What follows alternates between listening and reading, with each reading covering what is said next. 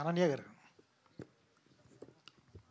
Ma'am ఇక్కడ మేము గతంలో ఒకసారి మాట్లాడితే మంచి సినిమా చేస్తున్నాను, షెర్లాక్ హోమ్స్ బాగుంటుందని చెప్పారు.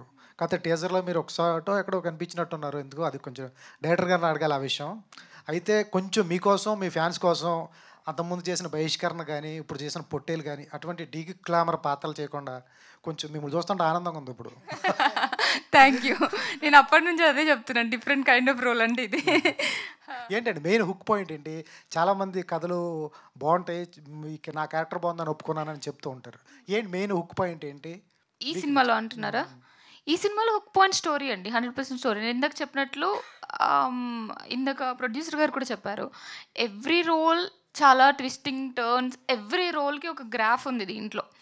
ఓకే, మీరు ఒక చిన్న రోల్ తీసుకున్నా కూడా ప్రతి దానికి ఒక గ్రాఫ్ ఉంటుంది, ప్రతి ఒక్కళ్ళ క్యారెక్టర్లో షేడ్స్ ఉంటాయి. అవి చాలా మంచి కాన్సెప్ట్ అనిపించింది నాకు. సూపర్. రవితేజ గారు సార్, సెక్లైట్ కదా మంచి సినిమా, ఆ టైంలో బాగుండేది.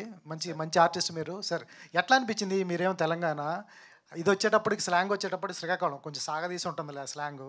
ఎట్లా వర్కౌట్ అయింది మీకు? సార్ అదృష్టవశాత్తు నాది వైజాగే సార్. వైజాగేనా? వైజాగే. సో శ్రీకాకుళంలో కాదు, మీ విక్కీ అంటే హైదరాబాద్ అని ఉంది. ఏదేంటి సార్ మీ వికీపీడియా మరి ఏమో సార్, గూగుల్ అన్ని నమ్మలేం కదా సార్. మొన్న ఎవరినో అలా రోడ్డు మీద తీసుకెళ్ళి కింద పడేస్తున్నాడు Google maps open. Okay. So అదే సార్, నాకు కొంచెం శ్రీకాకుళం స్లాంగ్ పట్టుంది సార్. అదృష్టవశాత్తు వర్కౌట్ అయిపోయింది అదండి. సూపర్. అనన్య గారు, తెలుగు ఇండస్ట్రీలో తెలుగు వాళ్ళకి అవకాశాలు ఉంటాయా ఉండవా ఇలాంటి ఒక తర్జన భర్జన అంతా నడుస్తున్నప్పుడు మీరు వచ్చి ఇక్కడ చాలా స్ట్రాంగ్గా నిలబడ్డారు.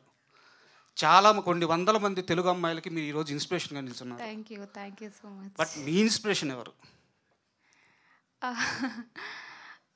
అంటే పర్టికులర్ పర్సన్ అన్నట్టు నేను ఎప్పుడు ఇన్స్పిరేషన్గా పెట్టుకోలేదు. బట్ యునో ఫస్ట్ నుండి మన చిన్నప్పటి నుండి ఇప్పుడు చిరంజీవి గారిని చూసినా, లేకపోతే స్వయంగా వాళ్ళంతటా వాళ్ళ నాన్నగారు అలా ఒక్కొక్కళ్ళు వస్తూ ఉన్నప్పుడు చూసినప్పుడు, వాళ్ళ జర్నీ చూసినప్పుడు నాకు చాలా ఇన్స్పైరింగ్గా అనిపిస్తుందండి. ఓకే, వాళ్ళు చేశారు, so maybe there is a chance for me also అన్న ఫీలింగ్లో స్టార్ట్ చేయడం జరిగింది.